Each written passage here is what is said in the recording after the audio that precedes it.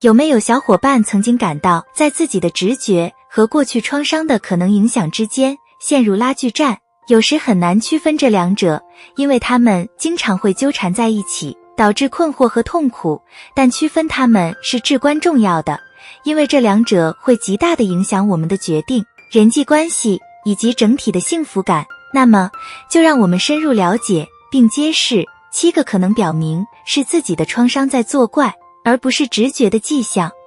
反应过度，会不会发现自己对轻微的压力反应强烈？著名的创伤专家贝塞尔·范德科尔克博士解释说，创伤幸存者通常有更强烈的压力反应，这是因为由于过去的创伤事件让他们的大脑一直处于战斗、逃跑或僵住模式，就像一个人在一条温和的溪流中，但感觉最轻微的涟漪就像潮汐。这种放大的反应并不是自己的直觉感知到了危险，而是大脑学会了对过去创伤的反应。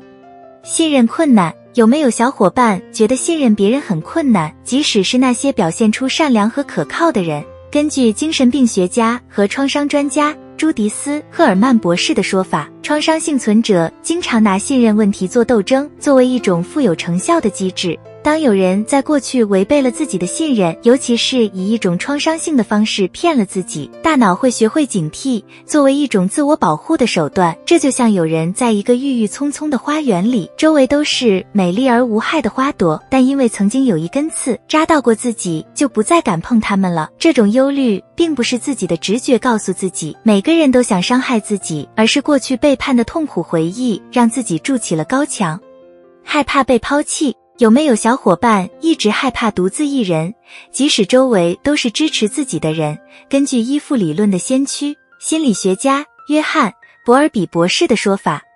早年的创伤会导致对被抛弃的持续恐惧。当一个人早年的依恋对象前后不一致，干脆没有或被忽视时，就可能会产生一种根深蒂固的恐惧，即别人会离开自己。就像你站在一个满是关心你的人的房间里，但你还是无法摆脱他们随时都会离开的感觉。这种持续的恐惧并不是直觉在引导你，这是一种根深蒂固的恐惧，是对早期生活创伤的反应。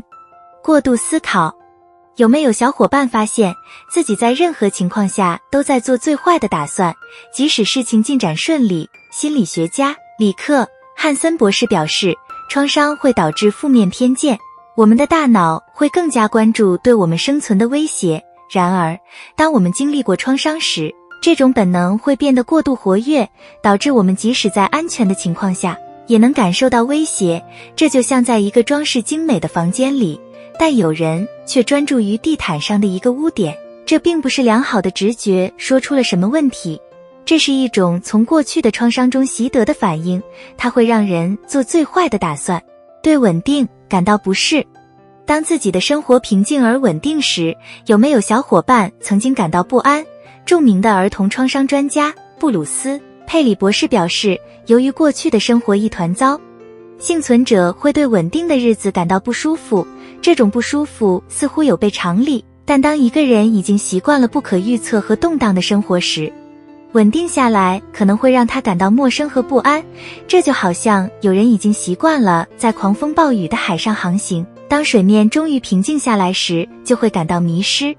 不安或不适，因为大脑已经学会了把混乱等同于正常，而平静似乎是暴风雨前的平静。这不是直觉在警告即将到来的厄运，这是过去混乱的回声。高度警惕，有没有小伙伴经常过度警惕或小心，尤其是在没有明显危险的情况下？以研究压力和创伤而闻名的彼得·莱文博士解释说，创伤幸存者通常会经历高度警惕，一种不断提高警觉性的状态。在这种状态下，一直在寻找潜在的危险，无论是真实的还是假想的。这就像在一个安静的森林里，但每一次树叶的沙沙声都让我们的心砰砰直跳，让感官变得更加敏锐。即使没有明显的威胁，也会在不断预测危险的过程中处于紧张状态。这种长期的警觉状态会让人筋疲力尽，引发焦虑。这不是直觉在发出警告，而是过去创伤的回声导致了高度警觉的状态。回避，有没有小伙伴发现自己总是无缘无故地躲避某些人、某些地方或某些情况。眼动记忆重构技术疗法的开发者弗朗辛·贾皮罗医生表示，创伤幸存者通常会避免触发他们回忆过去的事件，这种回避是一种保护性思维方式。他试图阻止与创伤有关的痛苦情绪的重新体验，就好像大脑在任何可能把创伤性事件带回到表面的东西周围建立了一个禁区，在避开某条路线，不是因为它危险或不方便，而是因为它让人不舒服。这不是直觉在引导，这是创伤未愈合的迹象。记住，理解情绪是一段旅程，而不是冲刺。如果在这些迹象中看到自己，不要羞于寻求心理健康专家的帮助，你迈出的每一步都离治愈更近了一步。如果喜欢这支影片，记得点赞并与他人分享。记住，在这方面你并不孤单。下支影片不见不散，保持勇敢。